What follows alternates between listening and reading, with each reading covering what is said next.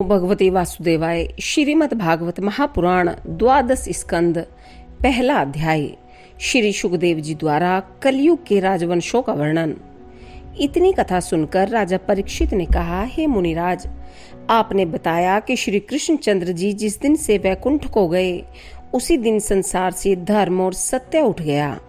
क्या उनके बाद ऐसा कोई भी धर्मात्मा राजा नहीं हुआ जो धर्म की रक्षा करता? अब आप कृपा कर यह बताइए कि श्री कृष्ण जी के बाद राजगद्दी किसके वंश में रही? श्री सुखदेव जी बोले, हे राजन, श्री कृष्ण चंद्र जी के रहने तक द्वापर युग वर्तमान था। उनके बाद जो राजा हुए उन्होंने धर्म और सत्य को त्याग दिया। अल्पायु होने के कारण वे कुछ शुभ कर्म भी नहीं कर सकते थे। जब श्री श्याम सुंदर वैकुंठ धाम को पधारे तब तुम पांडवों के वंश में चक्रवर्ती राजा हुए। तुम्हारे पश्चात वज्रनाभ तथा जन्मेजय नामक चक्रवर्ती राजा होंगे। जरासंध के पुत्र सहदेव के वंश में पुरुजित नामक राजा होगा। उसे चाणक नामक मंत्री मारकर अपने पुत्र प्रद्योत को राज सिंहासन पर बैठाएगा। उसके वंश में 148 वर्ष तक राजगद्दी रहेगी। फिर शिशुनाग नाम राजा होगा। उसके कुल में काकोरन व क्षेम धर्मा आदि उत्पन्न होकर 360 वर्ष राज्य करेंगे। तत्पश्चात महानंदी नामक राजा के नंद नामक पुत्र शूद्रा के गर्भ से उत्पन्न होकर सब क्षत्रियों का धर्म बरजोरी नष्ट करेगा। उसके भय से समस्त कुलीन क्षत्रिय भागकर पंजाब में जा बसेंगे। पर्वत पर निवास करने वाले क्षत्रिय शूद्र धर्म को ग्रहण करेंगे। राजा नंद के 8 पुत्र राज्य करेंगे। उस अधर्मी राजा महापद्मनंद के व्यवहार से प्रजा अति दुखी हो उठेगी। तब कौटिल्य, वात्स्यायन तथा चाणक्य नाम का एक ब्राह्मण उत्पन्न होगा जो सम्राट महापद्मनंद तथा उसके 8 पुत्रों का नाश करके मौर्य वंश के राजाओं का राज्य स्थापित करेगा। इस मौर्य वंश में सबसे पहला राजा चंद्रगुप्त मौर्य उस चाणक्य की सहायता से राज्य प्राप्त करेगा। उसके वंश में बिंदुसार एवं देवहूति आदि उत्पन्न होकर 1 सहस्त्र वर्ष तक राज्य करेंगे। देवहूति का मंत्री कण्व अपने राजा को स्त्री के भोग में फंसा हुआ देखकर स्वयं उसे मार डालेगा। उस मंत्री के कुल में वसुदेव, बहुमित्र तथा नारायण आदि पुत्र उत्पन्न होंगे। उनके वंश में 345 वर्ष तक राज्य स्थिर रहेगा। तदुपरांत कनल नामक शूद्र नारायण राजा को मारकर स्वयं राजगद्दी पर बैठेगा। उसके वंश में कृष्ण तथा पूर्णमास आदि उत्पन्न होकर 30 पीढ़ी तक अर्थात 850 वर्ष तक राज्य करेंगे। तदंतर उभरती हुई शहर के निवासी 7 अही राजा होंगे। उन्हें मारने के पश्चात काबों का राज्य होगा। उनके बाद 14 पीढ़ी तक मुसलमान राजा होंगे। वे पादशाह कहलाएंगे। वे 1099 वर्ष तक राज्य करेंगे। तदुपरांत 11 पीढ़ी तक अर्थात 99 वर्ष तक गौरंड राज्य करेंगे। उनके बाद 11 पीढ़ी अर्थात 99 वर्ष तक मौन का राज्य रहेगा। कलयुग में इतने लोग नामी राजा होंगे। इनके बाद अहीर, शूद्र और मलेच्छ राज्य करेंगे। कलयुग के राजा अपना धर्म कर्म त्याग कर स्त्री, बालक तथा गो का वध करेंगे। वे पराई धन, पराई स्त्री और पराई पृथ्वी को जबरदस्ती छीन लेंगे तथा काम, क्रोध, लोभ आदि में डूबे रहेंगे। उनकी दशा देखकर प्रजा भी अपने धर्म कर्म से विमुख होकर पापाचार करने लगेगी। दूसरा अध्याय, कलयुग के धर्मों का वर्णन। सुखदेव जी बोले, हे परीक्षित, कलयुग में संसारी मनुष्य दया तथा सच्चाई को त्याग देने से शक्तिहीन हो जाएंगे तथा अल्पायु होने के कारण उनसे शुभ कर्म न बन पड़ेंगे। राजा अपनी प्रजा को दुख देकर अन्न के 4 भाग स्वयं ही ले लेंगे। वर्षा कम होगी, अन्न कम उत्पन्न होगा तथा महंगाई होने के कारण मनुष्य भोजन के बिना दुखी होकर अपने अपने वर्ण तथा आश्रम का धर्म त्याग करेंगे। कलयुग में मनुष्य की आयु 120 वर्ष की कही गई है, परंतु अधर्म करने के कारण वे पूरी आयु न भोग कर उसके बीच में ही मृत्यु को प्राप्त हो जाएंगे। कलयुग के अंत में पाप अधिक बढ़ जाने के कारण 20-22 वर्ष से अधिक आयु तक कोई जीवित न रहेगा। कोई राजा भी ऐसा चक्रवर्ती तथा प्रतापी न होगा जिसकी आज्ञा का पालन सातों द्वीपों के राजा करें।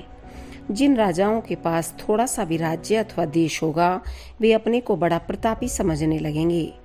थोड़ी देर आयु होने पर भी वे पृथ्वी तथा धन को लेने के लिए परस्पर झगड़ा करेंगे तथा अपने धर्म एवं न्याय को त्याग कर जो मनुष्य उन्हें धन देगा उसी का पक्ष लेंगे। उन्हें पाप पुण्य का विचार न होगा। चोरी तथा कुकर्म एवं मिथ्या भाषण में वे अपनी आयु को बिताकर कौड़ी के लिए भी अपने मित्र से शत्रुता कर बैठेंगे। गायें बकरी के समान थोड़ा दूध देने लगेंगी। ब्राह्मणों में ऐसा कोई लक्षण न रहेगा जिसे देखकर मनुष्य उन्हें पहचान सके। पूछने पर ही उनकी जाति का पता लग सकेगा। सब लोग धनवानों की सेवा करेंगे तथा उत्तम मध्यम वर्ण का कोई विचार न रहेगा। व्यापार में कपट भाव बढ़ जाएगा। स्त्री पुरुषों का चित्त मिल जाने से ऊंच तथा नीच जाति के लोग आपस में भोग विलास कर उठेंगे। ब्राह्मण अपना धर्म कर्म छोड़कर केवल जनेऊ पहनने से ही ब्राह्मण माने जाएंगे। ब्रह्मचारी तथा वानप्रस्थ सिर पर जटा बढ़ाकर अपने आश्रम तथा आचार विचार को त्याग देंगे। उत्तम वर्ण यदि दरिद्र हो तो लोग उसे छोटा मानकर मध्यम वर्ण वाले धनवान को बड़ा समझेंगे। झूठी बातें करने वाला मूर्ख मनुष्य सच्चा और ज्ञानी समझा जाएगा। तीनों वर्णों के लोग जब तब संध्या तर्पण आदि त्याग कर स्नान करने के बाद भोजन कर लिया करेंगे। केवल स्नान को ही बड़ा आचार समझा जाएगा। अपनी सुंदरता बढ़ाने के लिए लोग अपने मस्तक पर बाल रखेंगे। परलोक की चिंता त्याग दी जाएगी। चोर तथा डाकू सब लोगों को दुख देंगे। राजा भी उनसे मिलकर प्रजा के धन की चोरी कराएंगे। 10 वर्ष की कन्या के गर्भ से बालक का जन्म हो उठेगा। कुलीन स्त्रियां पराये पुरुषों की अभिलाषा रखेंगी। सब लोग अपना पेट भरने से ही प्रसन्न हो जाएंगे। बहुत लोग अन्न तथा वस्त्र का दुख उठाएंगे। वृक्ष छोटे रह जाएंगे। औषधियां गुणहीन होंगी। चारों वर्णों का धर्म शूद्रों के समान होगा। राजाओं को सामर्थ्य तो थोड़ी होगी परंतु वे संपूर्ण पृथ्वी पर अपना अधिकार जमाने की इच्छा करेंगे। गृहस्थ लोग अपने माता पिता को त्याग कर ससुर साले और पत्नी की आज्ञा का पालन करेंगे। लोग अपने पास के तीर्थों पर विश्वास न करके दूर के तीर्थों पर स्नान करने और दर्शन करने के लिए जाएंगे। हवन और यज्ञ आदि कम रह जाएंगे। 2-4 ब्राह्मणों को भोजन देना ही गृहस्थों का परम धर्म होगा। दया और धर्म को त्याग कर सब लोग ऐसे कृपण और अधर्मी हो जाएंगे कि वे अतिथि को भोजन तथा वस्त्र भी न दे सकेंगे।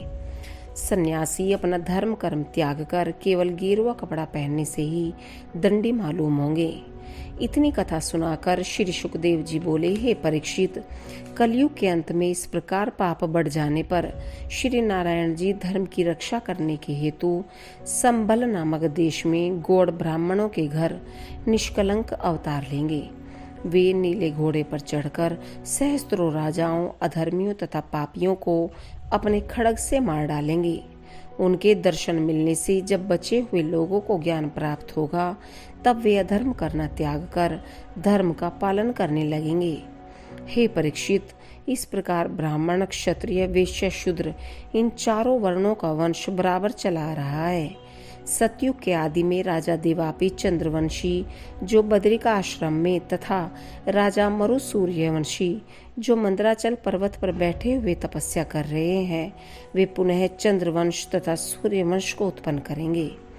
सतयुग के आने पर कलयुग का धर्म नष्ट हो जाएगा। हे परीक्षित, इतने बड़े बड़े राजा पृथ्वी पर उत्पन्न हुए और सबके सब मृत्यु को प्राप्त हो गए। भलाई बुराई के अतिरिक्त किसी के साथ कुछ नहीं गया। यह शरीर मरने के बाद किसी काम नहीं आता है। इसे कोई तथा कुत्ते खा जाते हैं। कीड़े पड़ने तथा दुर्गंध आने के कारण इसके पास कोई खड़ा भी नहीं होता। जला देने के कारण यह राख हो जाता है। जो लोग इस नाशवान शरीर को पुष्ट करने के लिए जीव हिंसा करते हैं, उन्हें महामूर्ख समझना चाहिए। लाखों उपाय करने पर भी यह शरीर किसी भी प्रकार स्थिर नहीं रहता। अतः मनुष्य को चाहिए कि वह अपने इस शरीर, संसार की प्रीति तथा अहंकार को त्याग कर श्री नारायण जी के चरणों में अपना ध्यान लगाए तथा उन्हीं को स्मरण करके भवसागर से पार उतर जाए। मनुष्य शरीर पाने का यही लाभ है, अन्यथा पीछे बहुत पछताना पड़ता है। हे राजन, तुम बड़े भाग्यशाली हो जो अंत समय में तुम्हारा मन श्री हरि की लीला तथा कथा को सुनने में लगा है। तीसरा अध्याय, कलयुग में नाम संकीर्तन की महिमा। श्री सुखदेव जी बोले, हे राजन, जो राजा दूसरे का राज्य और धन लेने की इच्छा से परस्पर लड़ते हैं, उन्हें देखकर पृथ्वी हंसती हुई यह कहती है कि देखो, यह सब लोग मृत्यु के भोजन होने पर भी मेरे स्वामी बनना चाहते हैं। यह सब अपने पिता और पितामहों की मृत्यु को देखकर भी संसारी मोह माया को नहीं छोड़ते। ये लोग दूसरे की पृथ्वी, धन तथा स्त्री को लेने के लिए जितना परिश्रम करते हैं तथा अपने पराये को मार डालते हैं, उतना परिश्रम यदि वे काम, क्रोध, लोभ आदि बलवान शत्रुओं को जीतने में करें तो इनका परलोक सुधर जाए। तब राजा पृथु, रुद्रवा, गाधी, नहुष, सहस्त्रार्जुन, मानधाता, सगर, खटवांग, धुंधुमार, रघु, तृणाबिंदु, ययाति, सरयाति, कुवलयाश, बलि, नृग, हिरण्यकशिपु, हिरण्याक्ष, वृत्रासुर, रावण तथा भौमासुर आदि प्रतापी शूरवीर, गुणी तथा योगी राजा मेरे ऊपर रहकर मुझे अपना कहते कहते मृत्यु को प्राप्त हो गए और मैं किसी के साथ न जाकर यहीं रह गई। तब यह कलयुग के छोटे छोटे राजा जो कुछ भी पराक्रम तथा धर्म नहीं रखते हैं, वे मुझे अपना मानकर परस्पर व्यर्थ ही लड़ते हैं। अतः मनुष्य शरीर पाकर यह उचित है कि अपने मन को संसारी मोह माया से अलग रखकर श्री हरि की लीला तथा कथा को सुने एवं उन्हीं के चरणों में प्रीति लगाए रहे। हे परीक्षित, यदि तुम्हें अब भी कोई संसारी चाह रह गई हो तो अपने पहले के राजाओं की गति को समझकर उसे त्याग दो तथा श्री नारायण जी के चरणों में अपना ध्यान लगाओ। यह संसारी व्यवहार झूठा है, मनुष्य के साथ हरिभजन के अतिरिक्त और कुछ नहीं जाता। इतनी कथा सुनकर राजा परीक्षित ने कहा, हे मुनिनाथ, चारों युगों के कौन कौन धर्म हैं तथा कलयुग में कौन सा उपाय करने से श्री हरि के चरणों में प्रीति उत्पन्न होती है, यह आप मुझे बताने की कृपा करें। श्री सुखदेव जी बोले, हे राजन, सतयुग में सत्य, दया, तप और दान यह धर्म के चारों पैर थे। उसमें सब छोटे बड़े लोग अपने अपने धर्म कर्म का पालन करते थे। वे सब आपस में प्रेम करते थे और किसी को किसी से शत्रुता नहीं थी। त्रेता युग में ब्राह्मण, क्षत्रिय, वैश्य तथा शूद्र अपने अपने धर्म का पालन करके यज्ञ आदि शुभ कर्मों को करते थे, परंतु परस्त्री गमन के कारण धर्म का एक पैर टूट गया था। द्वापर युग में संसारी मनुष्य यश का प्राप्त करने के लिए तथा पूजन आदि करते थे, परंतु पराय धन का हरण करने एवं पराय स्त्री के साथ गमन करने के कारण धर्म के 2 चरण टूट गए हैं। कलयुग में धर्म के 3 चरण टूट जाते हैं। कलयुग में मनुष्य थोड़ा सा दान देंगे तथा कुछ सच्चाई का पालन करेंगे, परंतु कलयुग के अंत में वह भी त्याग देंगे। कलयुग में अनेकों दोष हैं, यह दोषों का भंडार है, परंतु एक बात बहुत अच्छी है कि अन्य युगों में तो संसारी मनुष्य धर्मात्मा और दयावान होने पर भी बहुत समय तक यज्ञ, तप, पूजा एवं तीर्थ यात्रा करने से मुक्त होते थे, लेकिन कलयुग में केवल श्री नारायण जी का स्मरण करने, उनके लीला चरित्रों को सुनने तथा गंगा स्नान करने से ही भवसागर से पार उतर जाते हैं। जिस प्रकार महान पापी अजामिल नामक ब्राह्मण अपनी मृत्यु के समय अपने नारायण नामक पुत्र को पुकारने के कारण वैकुंठ को चला गया था, उसी प्रकार कलयुग में श्री हरि का नाम लेते ही मनुष्य सब पापों से छूटकर पवित्र हो जाते हैं। दूसरे युगों में अधर्म कम था। जब किसी से कोई पाप बन जाता था तो वह उसका प्रायश्चित कर लेता था, परंतु कलयुग में अधर्म अधिक होने के कारण कोई प्रायश्चित नहीं कर पाता। इसलिए दीन दयालु श्री हरि केवल नाम स्मरण करने मात्र से ही बस लोगों को पापों से छुड़ाकर सहज में मुक्त कर देते हैं। इतने पर भी कलयुग के अज्ञानी मनुष्य दिन रात संसारी मोह माया में पड़े रहकर कभी क्षण भर के लिए भी श्री नारायण जी का नाम नहीं लेते। जब उनके हृदय में श्री हरि की कृपा से ज्ञान रूपी दीपक का प्रकाश फैलता है, तब वे माया रूपी अंधकार से मुक्ति पा लेते हैं। सतयुग में मनुष्य तप करने से, त्रेता युग में यज्ञ करने से, द्वापर युग में पूजा करने से और कलयुग में श्री हरि का भजन तथा स्मरण करने से कृतार्थ हो जाता है। अतः हे परीक्षित, यदि तुम हृदय में श्री कृष्ण जी की सांवली मूर्ति का ध्यान धरोगे तो तुम भी मुक्ति पाकर उन्हीं के समान चतुर्भुजी रूप के हो जाओगे। तुमने जो कलयुग में उद्धार करने की बात पूछी थी, सो नारायण जी की लीला कथाओं को सुनने एवं पढ़ने से अधिक सरल अन्य कोई उपाय नहीं है। इस श्रीमद् भागवत पुराण को नारद जी ने ब्रह्मा जी से सुनकर वेद व्यास जी को बताया था। उसी पुराण को मैंने श्री व्यास जी से पढ़कर तुम्हें सुनाया है। यही कथा नैमिषारण्य में सूत जी, शौनक आदि 88 सहस्त्र ऋषियों को सुनाएंगे। तब इस अमृत रूपी कथा के कलयुग में प्रकट होने पर संसारी मनुष्य इसे सुनकर भवसागर से पार उतर जाएंगे। चौथा अध्याय, 4 प्रकार की प्रलय। श्री सुखदेव जी बोले, हे राजन, ब्रह्मा के एक दिन में 14 इंद्र राज्य करते हैं तथा रात्रि के समय प्रलय होने पर तीनों लोगों के सब जीवों का नाश हो जाता है। दिन के बराबर ही रात भी होती है। रात के समय ब्रह्मा सो जाते हैं। जब ब्रह्मा की आयु पूरी होकर महाप्रलय का समय आता है, तब उसके सैकड़ों वर्ष पहले से अवर्षण होकर अकाल पड़ता है। अन्न न होने के कारण सब जीव भूख से व्याकुल होकर मर जाते हैं। पाताल में शेषनाग जी विष उगलते हैं तथा आकाश में श्री सूर्य नारायण अपने तेज से 14 लोकों को भस्म कर देते हैं। इसके अनंतर प्रलय काल के मेघ इतना पानी बरसाते हैं कि पृथ्वी पर जल के अतिरिक्त और कुछ दिखाई नहीं देता। जल, अग्नि, वायु, आकाश में, आकाश शब्द में, यह 5 तत्व अहंकार में, अहंकार महातत्व में, महतत्व माया में तथा माया ईश्वर के रूप में समा जाती है। केवल आदि अंत से परे मन, शब्द, सतोगुण, रजोगुण, तमोगुण आदि से रहित अविनाशी पुरुष श्री नारायण जी ही वर्तमान रहते हैं। महाप्रलय के यही लक्षण हैं। जागना, सोना, सुषुप्ति तथा संसारी उत्पत्ति को माया का गुण समझना चाहिए। जब ज्ञान रूपी नेत्र द्वारा आदि पुरुष भगवान को देखा जाता है, तब यह माया रूपी संसार मिथ्या मालूम होता है। जिस प्रकार वस्त्र में सूत के तार होते हैं, उसी प्रकार संपूर्ण जीवों में श्री नारायण जी की शक्ति व्याप्त है। जिसने सूर्य रूपी ज्ञान को समझ लिया है, उसके हृदय में काम, क्रोध, लोभ, मोह आदि का अंधकार नहीं रहता।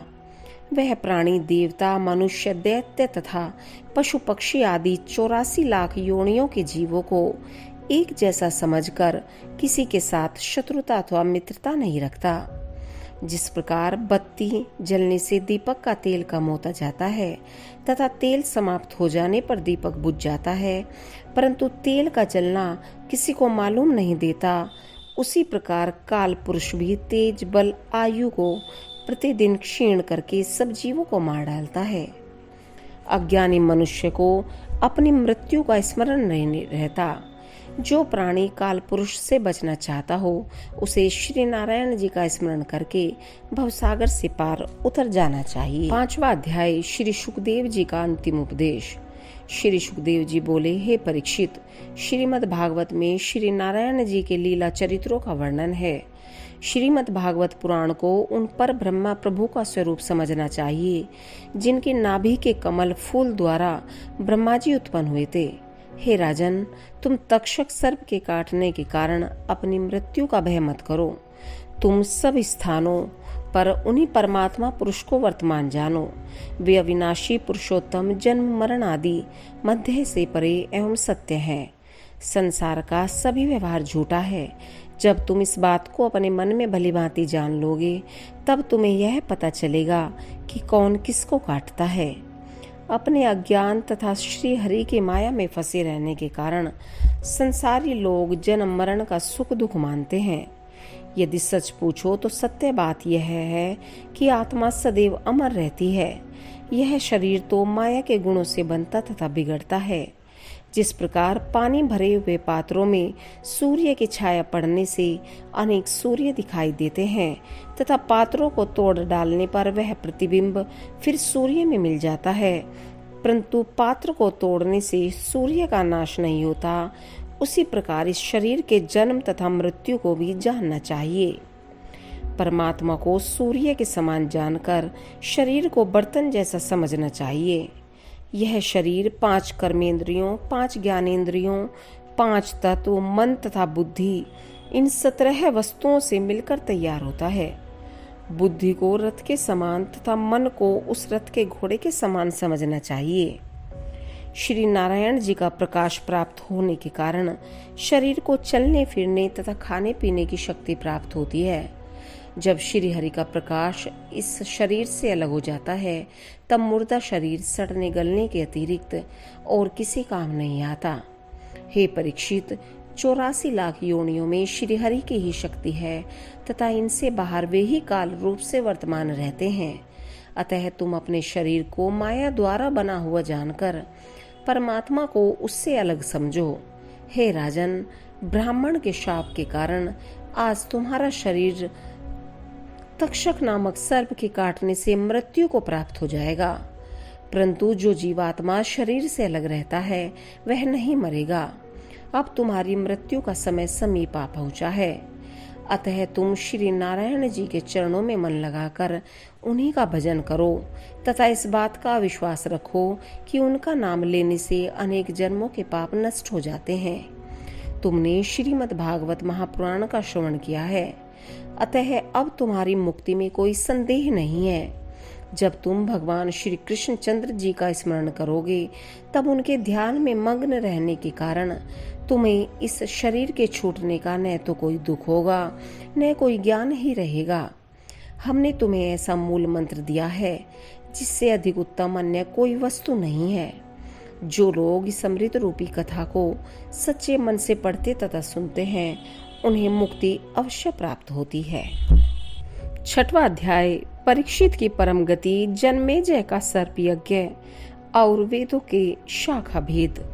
सूत जी बोले, हे शौनकादि ऋषियों, श्री सुखदेव जी के मुख से 7 दिन में श्रीमद् भागवत की कथा सुनकर राजा परीक्षित का ज्ञान दूर हो गया।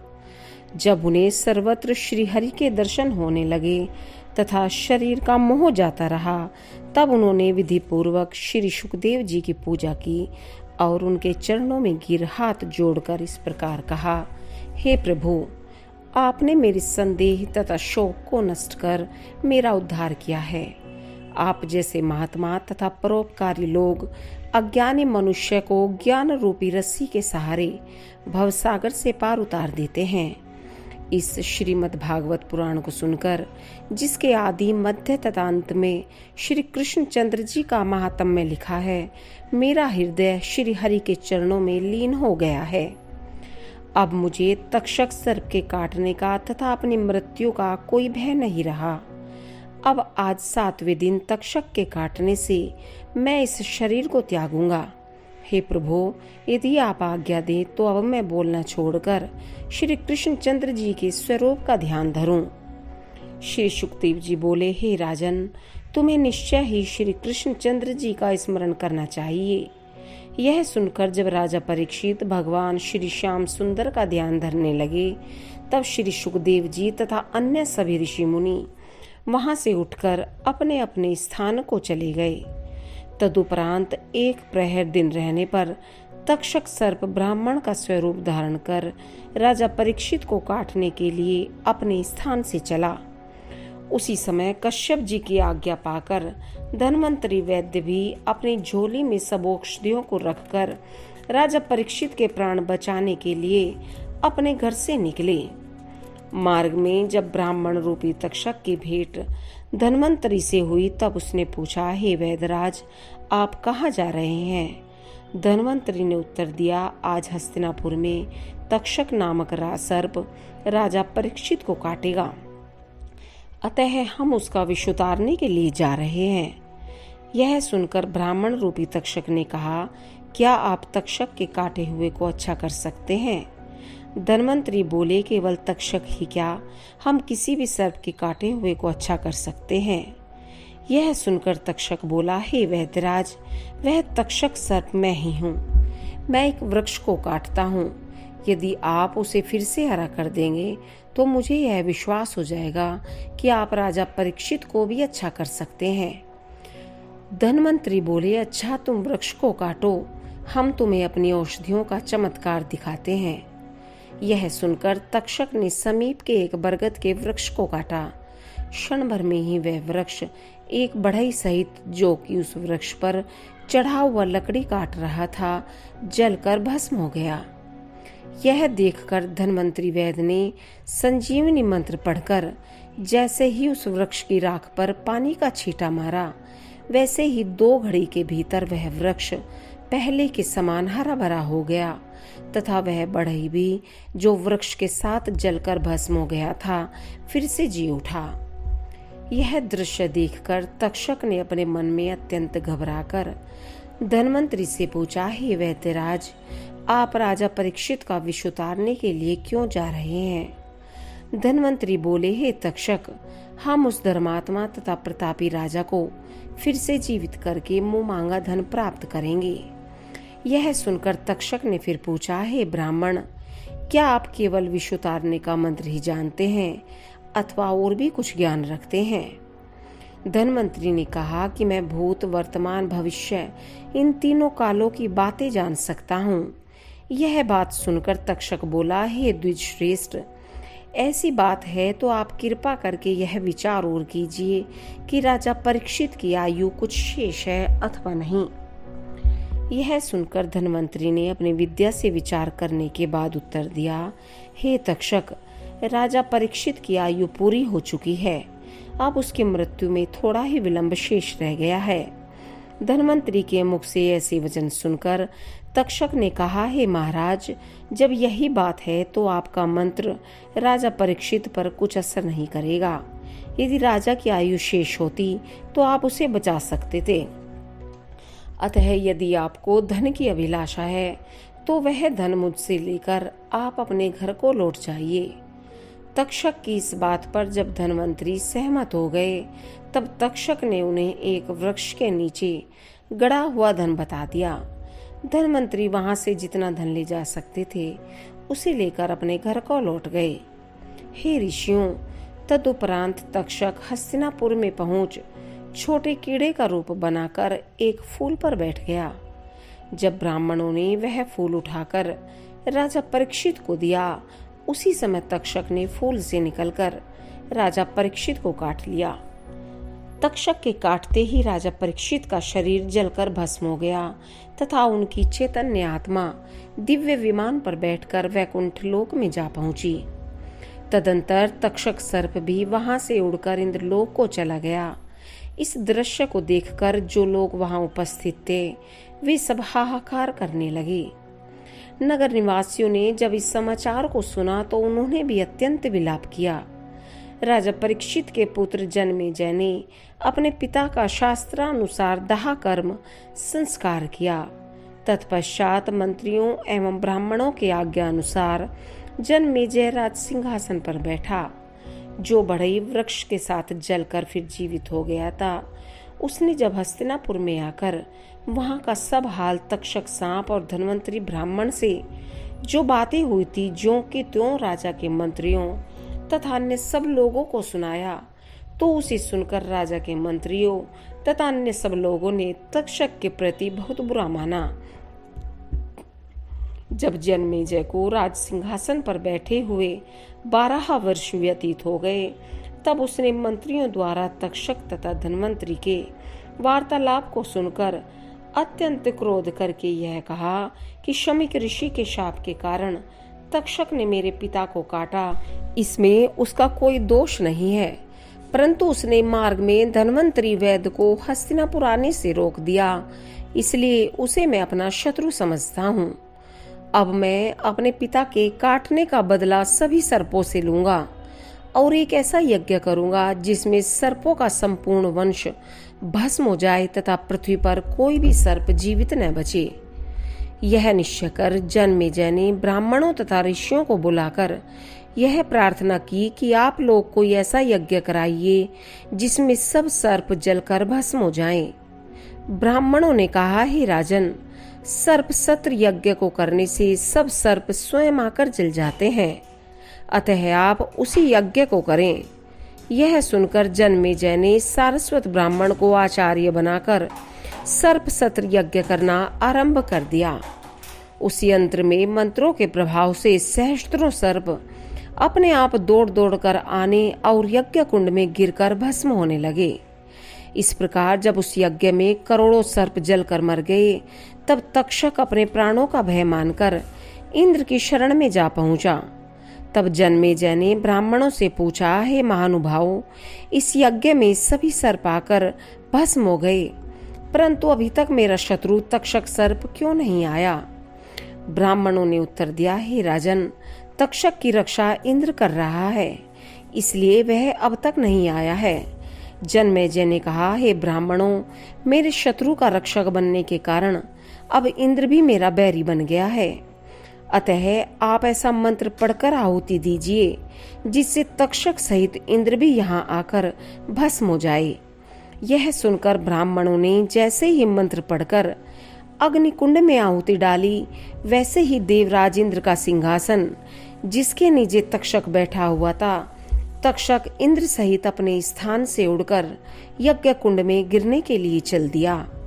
हे ऋषियों, यह दृश्य देखकर वासुकी नाग के पौत्र आस्तिक ने देवताओं के पुरोहित बृहस्पति से यह कहा कि यदि आप इस समय सहायता न करेंगे तो इंद्र तथा तक्षक दोनों ही यज्ञ कुंड में जलकर भस्म हो जाएंगे। यह सुनकर बृहस्पति जी आस्तिक को साथ लेकर राजा जन्मेजय की यज्ञशाला में जा पहुंचे। वहां जाकर उन्होंने राजा जन्मेजय से कहा, हे राजन, राजा परीक्षित की मृत्यु ब्राह्मण के शाप से होनी थी, उसमें तक्षक का कोई दोष नहीं है। तक्षक सब सर्पों का राजा है और अमृत पीने के कारण वह मर भी नहीं सकता है। तुम जो यह समझते हो कि तक्षक के काटने से तुम्हारे पिता की मृत्यु हुई, यह भी तुम्हारा अज्ञान ही है। जीवन मृत्यु, सुख दुख, हानि लाभ, यह सब श्री नारायण जी की इच्छा से तथा अपने भाग्य के अनुसार होते हैं। जिस प्रकार संसारी मनुष्य आग में जलने से, पानी में डूबने से, शस्त्र से, सर्प के काटने से, हिंसक जीवों के खाने से, किसी स्थान से गिरने से, विष देने से अथवा रोग आदि द्वारा अपने प्रारब्ध के अनुसार मृत्यु को प्राप्त होते हैं, उसी प्रकार तुम्हारे पिता भी अपने भाग्य में लिखे अनुसार तक्षक के काटने से मृत्यु को प्राप्त हुए हैं। हे राजन, मृत्यु कोई न कोई बहाना लेकर आती है। तुमने एक तक्षक से बदला लेने के लिए करोड़ों निरपराध सर्पों को मार डाला। हे जन्मेजय, अब तुम अपना क्रोध त्याग कर इस यज्ञ को बंद कर दो तथा परीक्षित की मृत्यु को प्रारब्ध का फल समझकर और अधिक सर्पों को मत जलाओ। हे ऋषियों, सुरगुरु बृहस्पति तथा आस्तिक के मुख से यह शब्द सुनकर जब जन्मेजय को ज्ञान प्राप्त हुआ, तब उसने ब्राह्मणों से यह कहा कि आप लोग अग्नि में पूर्णाहुति न डालें। यह सुनकर जब ब्राह्मणों ने पूर्णाहुति नहीं डाली और देवगुरु बृहस्पति की विधि पूर्वक पूजा की। शौनक जी बोले, हे सूत जी, वेद व्यास जी के शिष्यों ने कितने भागों में वेदों को बांटा है, यह कृपा कर समझाइए। सूत जी बोले, हे शौनक जी, सृष्टि के आरंभ में जब ब्रह्मा जी एकाग्रचित से बैठे थे, तब उनके हृदय से अनाहत नाद उत्पन्न हुआ। मनोवृत्ति के रोक लेने पर जीव को भी अनाहत नाद का अनुभव होने लगता है। बड़े बड़े योगी जन उसी अनाहत नाद का अनुभव करते हैं और उसी के द्वारा परम गति को प्राप्त करते हैं। उसी अनाहत नाद से अकार, उकार तथा मकार तीन रूप युक्त ओंकार प्रकट हुआ। इसी ओंकार की शक्ति द्वारा यह प्रकृति अव्यक्त से अव्यक्त हो जाती है, अर्थात अदृश्य से दृश्य हो जाती है। ओंकार स्वयं अव्यक्त तथा अनादि है और स्वयं प्रकाश है। ब्रह्मा का ज्ञान भी ओमकार के द्वारा ही होता है। सुषुप्त तथा समाधि अवस्था में भी वही परमात्मा का विशुद्ध स्वरूप ओमकार हृदयाकाश में प्रकट होकर वेदवाणी को उत्पन्न करता है। यह ओमकार ही परब्रह्मा को साक्षात्कार करता है। यही संपूर्ण मंत्र, उपनिषद तथा वेदों का सनातन बीज है। हे शौनक जी, ओमकार में 3 वर्ण हैं, ए, ऊ तथा मैं। ये तीनों वर्ण सत, रज, तम तीनों गुण वाले हैं। ऋगु, यजु तथा साम इन 3 नाम वाले हैं। भू, भुवः, स्वः इन 3 अर्थ वाले हैं तथा जागृत, स्वप्न, सुषुप्त 3 अवस्था वाले हैं। ओमकार से अंतः स्थल की ध्वनि, अश्म की ध्वनि तथा स्वर की ध्वनि और स्पर्श की ध्वनि वर्ग से लेकर मैं वर्ग तक उत्पन्न हुई। इन्हीं के द्वारा वर्णमाला की रचना हुई। उसी वर्णमाला के द्वारा उन्होंने अपने चारों मुखों से होता, अधर्व्य, उद्गाता तथा इन 4 के कर्मों का निरूपण करने के लिए 4 वेद प्रकट किए। उन 4 वेदों को अपने मरीचि आदि पुत्रों को उन्होंने पढ़ाया। उन ब्रह्मा के पुत्रों ने अपने अपने शिष्य प्रशिष्यों को वेद पढ़ाए। जब उन ब्रह्मवेत्ता ऋषियों ने देखा कि काल की गति से मनुष्यों की आयु, शक्ति तथा बुद्धि क्षीण होती जा रही है और वे इन वेदों का पूरी तरह अध्ययन नहीं कर सकते, तब उन्होंने उन वेदों को अनेक संहिताओं में विभाजित कर दिया। हे शौनक जी, इस वैवस्वत मनवंत्र में स्वयं भगवान ने वेदों की रक्षार्थ महर्षि पाराशर द्वारा सत्यवती के गर्भ से व्यास जी के रूप में अवतार लिया। वर्तमान युग में उन्होंने वेद के 4 भाग किए हैं। भगवान व्यास जी ने वेद मंत्रों को भिन्न भिन्न प्रकरणों के अनुसार उनको अलग अलग छांटकर ऋग्वेद, यजुर्वेद, सामवेद तथा अथर्ववेद इन 4 संहिताओं में उसे विभाजित कर दिया और उन्होंने अपने 4 शिष्यों को एक एक संहिता का अध्ययन कराया। हे शौनक जी, वैशंपायन के शिष्य चरका गुरु थे। इन शिष्यों ने अपने गुरु की ब्रह्म हत्या के पाप का प्रायश्चित करने के लिए व्रत का अनुष्ठान किया। वैशंपायन के एक शिष्य याज्ञवल्क्य मुनि भी थे। उन्होंने इन चरकाधुर्य ब्राह्मण के व्रत को उत्तम ने समझकर गुरुदेव से कहा कि मैं आपको लगी हुई ब्रह्महत्या के प्रायश्चित के निमित्त कठिन तप करूंगा। अपने शिष्य याज्ञवल्क्य की यह बात सुनकर वैशंपायन को बड़ा क्रोध आया और वे बोले, बस चुप हो जाओ। ब्राह्मणों का अपमान करने वाले ऐसे शिष्य को मैं नहीं चाहता। तुमने जो कुछ भी मुझसे पढ़ा हो उसे शीघ्र त्याग दो और यहाँ से चले जाओ। देवरात के पुत्र याज्ञवल्क्य जी ने गुरु की आज्ञा पाते ही उनसे पढ़े हुए यजुर्वेद का वमन उसी क्षण कर दिया और वहां से चले गए। जब ऋषियों ने यह देखा कि याज्ञवल्क्य ने यजुर्वेद का वमन कर दिया है, तब वे उसको ग्रहण करने के लिए अति लालायित हुए, किंतु वे वमन की हुई वस्तु के ग्रहण करने में हिचकते थे। इसलिए तीतर बनकर यजुर्वेद संहिता को उन्होंने चुरा लिया। इसी कारण उस संहिता को तैत्तिरीय संहिता भी कहते हैं। तब याज्ञवल्क्य अपने गुरु से अधिक उत्तम संहिता प्राप्त करने के लिए सूर्य भगवान की उपासना करने लगे। तब सूर्य भगवान ने कृपा करके अश्व रूप से प्रकट होकर यजुर्वेद के उन मंत्रों का उपदेश दिया जो अभी तक किसी ने भी प्राप्त नहीं किए थे। तत्पश्चात याज्ञवल्क्य ने यजुर्वेद के मंत्रों को 15 भागों में बांट दिया। वे सभी मंत्र वाजसनेय संहिता के नाम से प्रसिद्ध हुए। उनको कंच, माध्यन्दित आदि मुनियों ने पढ़ा।